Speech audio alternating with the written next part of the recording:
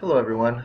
This video is going to be just an exploration of sine and cosine functions in Desmos, and hopefully you guys will kind of see some patterns that you can apply when you're working on your assignment. So one thing I'd like you to do, if you're going to be working along with me, is go to Desmos, go to your graph settings, and let's go ahead and make sure you change it to radians. Let's start the x-axis at 0, and let's go ahead and go all the way to, let's say, 6 pi. Okay? I know typically we do 2 pi, but we're going to go ahead and do 6 pi. And for the y-axis, let's go ahead and go from -5 to +5. Okay? Alright, now what we're going to do to start out is we're going to just type in the sine of x. Alright? And I just want you guys to move this over just a bit. You know what? Let's go ahead and do -pi. And if you want the pi, it's right over here. There we go, -pi. There we go. It makes it a little bit easier to see. So basically, when you guys are thinking of just the sine of x, you have these critical points right here in the graph. So I just want you to imagine it. Typically, just the sine of x graph starts at 0, 0. It goes up to pi over 2, 1, goes back down to pi 0, to 3 pi over 2 -1, and then back to 2 pi and 0. And so what we call this right here, this length right here is the length of the period. So this period is 2 pi units. Okay. Cosine graph. Actually, you know what? Let's go to negative sine. There we go. There's the negative sine graph. So now, in the negative sine graph, you still start at 0, 0. You go down to -1, then back to 0, then to +1, then back at 0. So I want you to think, visualize, right there. Okay.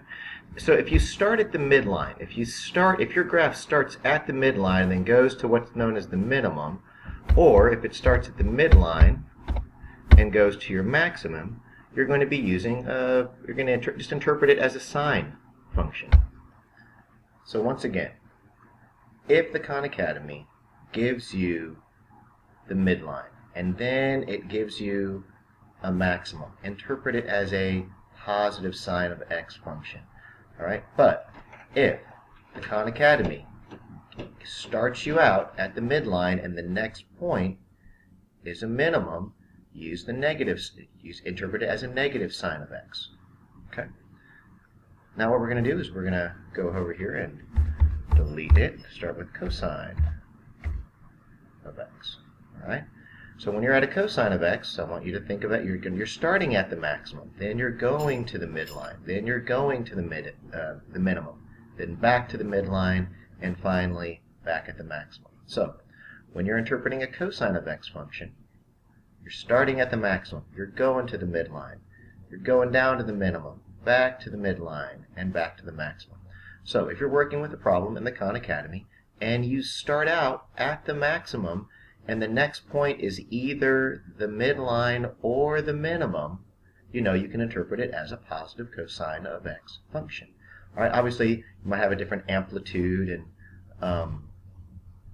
different phase shifts, stuff like that. We're going to keep interpreting that as well in this particular video. Alright, but if you start at the maximum and you go to the midline, or if you start at the maximum and you go to the minimum, interpret it as a positive cosine of x function. However, put a negative.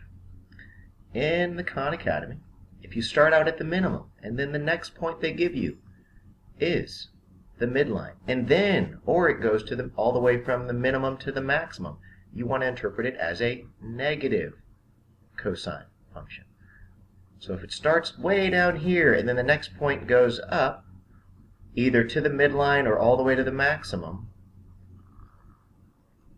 then you're going to interpret it as a negative cosine function. Alright, now before we move on, I want to make sure you guys know how to break things down. Now once again, the period simply goes, here's the midline, the period goes from here all the way to here. So basically, if you're in physics, they would call it from crest to crest. Alright, so like from crest to crest or from trough to trough. Alright, so that length, either way, in a cosine function, you can look at it from here to here, that length is a total of 2 pi. All right? Now I'm just going to draw on the midline because I want you guys to see how you can break this graph down into quarters. And that's going to be important. I want you guys to see how you break down a cosine graph into quarters. So these right here are each quarters of the graph. All right? If I go back to this one, I'm going to break this into quarters. Hopefully you guys can kind of see how I'm achieving this. All right, so each of these little sections right here are a quarter of the graph. All right, so how can you use stuff like, how can you use that information? Well, if they give you the maximum and they give you the minimum, then you've actually gone 2 quarters, or you've gone a half of the way there. So whatever that is, whatever that distance is from here to here, you'd have to multiply by 2 to find the period. Okay. If they go from the maximum to the midline, they've only gone a quarter of the way. So whatever that distance is, you'd have to multiply by 4 to get to the length of the whole period. So what we're going to do next is we are going to build a sine function and build a cosine function, and we're going to kind of name different parts of it: the amplitude, the period, the phase shift, and the vertical shift. So we're going to go ahead and do that next. All right? All right, here we go. Put that board down. All right, here we go. So let's go ahead, let's give an amplitude of 4. All right, let's type it sine, and then what we're going to do is I'm going to make a little fraction right here. I'm going to type in 2 pi. 2 pi, I'm going to open up parentheses. I'm going to put x, I'm going to close the parentheses, and right here I'm simply going to put another 2 pi. All right, and I'm just going to put plus 1. All right, plus 1. All right, so if we were to interpret this graph, you can kind of see how these 2 pi's will cancel each other out. All right, and basically that was the simplified version of this would be 4 sine of x plus 1. You can see how these are the same.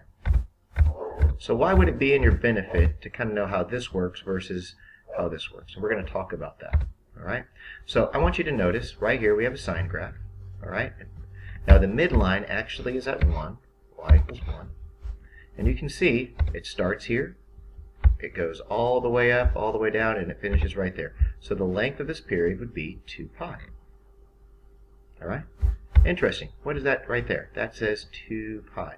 I wonder if I said, if I wanted the period to be pi, if I could just delete that 2. Interesting.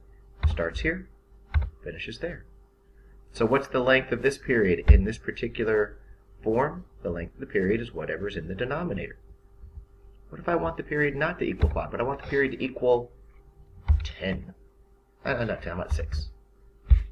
All right, starts here, finishes there. Look at the length of the period from 0 to 6. That's a 6. What if I want the period to equal 9? There it is. 0 to 9. Now here's what I'm hoping. I'm going to go ahead and shrink the amplitude a little bit. Make amplitude just 2. It's a little bit easier. How about this? How about 3? There we go. So here we go. This is what I'd like you to visualize. All right, it goes up. That's not a very good trace. Come on. Come on, you can do this. It's up, back down, back up. So that's just a positive sine graph. The length of the period starts right there, and it finishes right there. And you can clearly see the distance from here to there is 9 units. And there's the 9. So it's kind of cool. Check this out. Let's make the period 8 units long. Boom, done. Make the period 0.2 units long. 0.2. Oh. 0.2. Wow. That is a really short period. Yeah, let's go to 1. There we go. So, I want you guys, when you guys are building this, we're going to create a little something right here for your journals. See if you guys will fill it in with me. All right? So here's what I'd like you to do. I'm just going to put y equals. You could put function notation if you want to. We're going to put the a value right here. All right, that's going to stay the same. All right, the a value is going to be right there. All right, I'm just going to write sine. You could also use, it works with cosine. I want you to put 2 pi right here. Underneath here, I want you to write the word period. And right here, I want you to put x minus, and I want you to write the word phase shift. And I am running out of room. Should have thought ahead. All right, so let me go to the blank piece of paper. Here we go. Oh, no, not can. Here we go. All right, y equals capital A. Just remember, the absolute value of A is the amplitude. The absolute value of A is the amplitude. So that A value could be positive or negative. Then I'm going to write sine, but you can also use cosine. Then I'm going to open up a parentheses. I'm going to put 2 pi right there. I'm going to put a little fraction bar right here. I'm going to write the word period. And I want you to understand that that right there means the length. Whatever the length of the period is, you can put that right there. Length of period. So if you find the length of the period, just put it there. All right? Over here, I'm going to put x minus, that was Chewbacca. That means my wife got a text. All right? If you heard Chewbacca in the background, maybe you did. X minus the phase shift. I am not starting this video over. X minus the phase shift. All right, so right here, whatever the length, whatever the phase shift is, you're going to put that number in right here. Close parentheses, plus the d value. And the d value is the same. Okay? So this right here, the absolute value of A is the amplitude. Why am I rewriting that? I don't know. It's been a long day. The d value is your midline. All right? So what we're going to do is I'm just going to make something up right now. Right now. We're just going to make something up. All right? So let's see here. Let's say they give us the amplitude. You know what? I don't have to do this. I can type. I'm going to type. Here we go. Typing away. All right. Let's click right here. Type in amplitude equals. All right. And let's go down here. Say period equals. And then we'll go, let's see, phase shift equals. All right. And then vertical shift, which is the midline, equals. All right. There we go. Now, what we're going to do is we are going to make something right here. We're going to say the amplitude is 5. The period is, we'll call it 3.2. The phase shift was, we're going to call it negative 1.8. Negative 1.8. And the vertical shift was negative 7. So how can I take all that information and just throw it in here?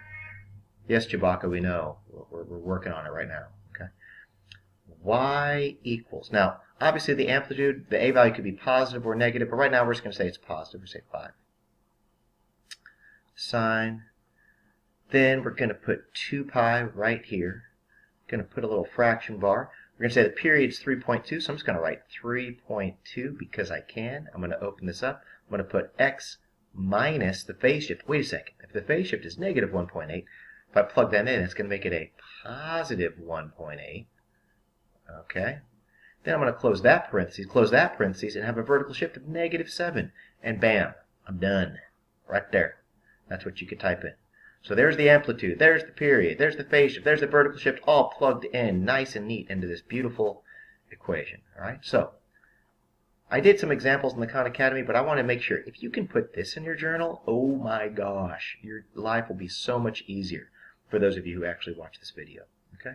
So I'm going to show you guys how this works. We're going to go over here and we're going to type it into Desmos, and you can see it's going to have an amplitude of 5. It's going to have a period 3.2. It's going to have a phase shift of negative 1.8 and a vertical shift of negative 7. So we're going to do that right now. All right. Put the board down. going to type in 5. Oh, put y equals -7. All right. I'm going to put a, let's see, what did I say it was? Plus, all right, plus 1.8, plus 1.8. All right, I said the period length, I think, was at 3.2. The vertical shift was -7. All right, so we're going to go down here. All right, and we're going to take a look at this graph. You're like, what in the world am I supposed to be interpreting? So you know what we're going to do? I'm going to show you the length of the period. I'm going to change the graph settings. I'm going to start the graph. Watch this. I'm going to start the graph. Since I said it was at -1.8, I'm going to start the graph at -1.8. And I'm going to actually finish the graph. All right. It says 3.2 units long. Finish at 1.4. All right.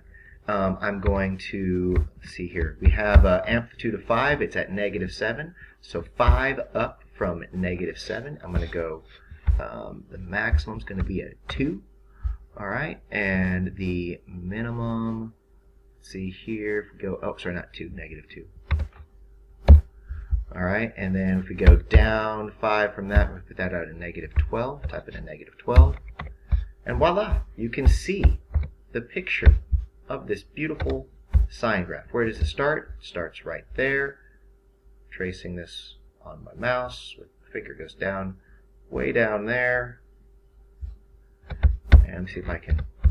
Oh, there it is. You can see it there a little bit better. All right. So where does it start? Let's go over here. It starts right here at -1.8. Where does it finish? It finishes right over here at 1.4, which means it has a period length of 3.2. All right. So what does this mean for us? Hopefully you guys will know that you can just type in. Now, it also works for cosine. So even if I typed in cosine, all right, it will still work. All right, so it will still start right here at -1.8, and it'll still finish right over here at 1.4. So it works for sine or cosine. So let me go back to the screen one more time. Let me go back right here. This is what you're going to need. And I'm going to write one more little thing in. Just remember, this right here could be sine. I'll put or cosine. And that is a great way to build your equations when it asks you to build the equation. If you can find the amplitude, the period, the phase shift, and the vertical shift. Now, formulas you still may need. You still need to know that the C, by the way, I'll rewrite the more traditional version over here. Y equals A sine bx minus C plus D. So in this form, C over B will still equal your phase shift.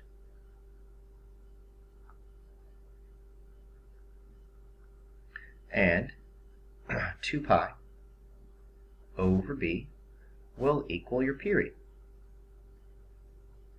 All right. So I just think if you right now you can use this to type in the equations that you need in the Khan Academy. I think it'd make it a lot easier. I hope this helps, and have a good night.